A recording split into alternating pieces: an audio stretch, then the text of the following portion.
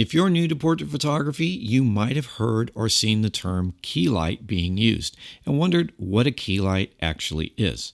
Now, a key light refers to the purpose of one of the lights in a portrait lighting setup. It doesn't really refer to the type of light or the type of modifier used on the light. It refers to the purpose.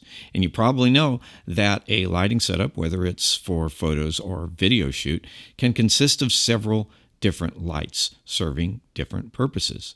You can have background lights and hair lights, fill lights, rim lights, but the key light is the most important light in any portrait setup.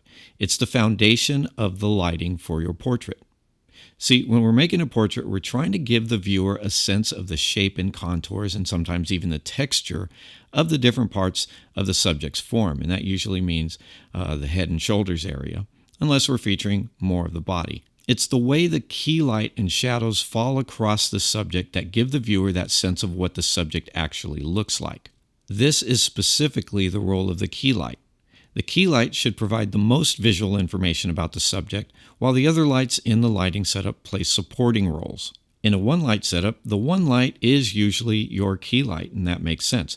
And I generally recommend that new photographers learn how to light for portraits using only one light, and then add more lights later when you understand how to use that one light as your key light. Key lights can be constant lights or flash lighting, and you can use a key light with or without a modifier. But for the most part, photographers like to use some type of diffusion instead of bare lighting. This helps to create a larger and softer looking light pattern, which can be more flattering to the subject.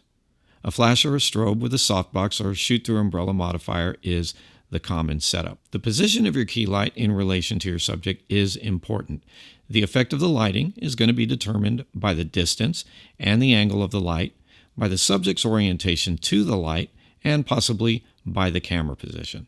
All right, now that you know what a key light is, you'll need to learn the different techniques on how to use one. There are also 4 or 5 traditional portrait lighting patterns that you should be aware of. These are the short, broad, butterfly, split, and Rembrandt patterns. And these lighting patterns are all created by the key light. You can learn all about these in videos that I'm going to link to here and in the description.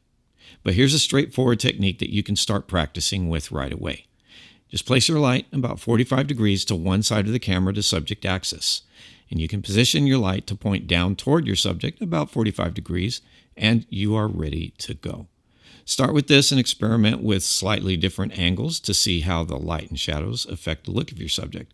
And don't forget to at least familiarize yourself with some of the traditional lighting patterns and what they're used for. All right, thanks for watching. Don't forget to subscribe, like, and comment, and I'll see you next time.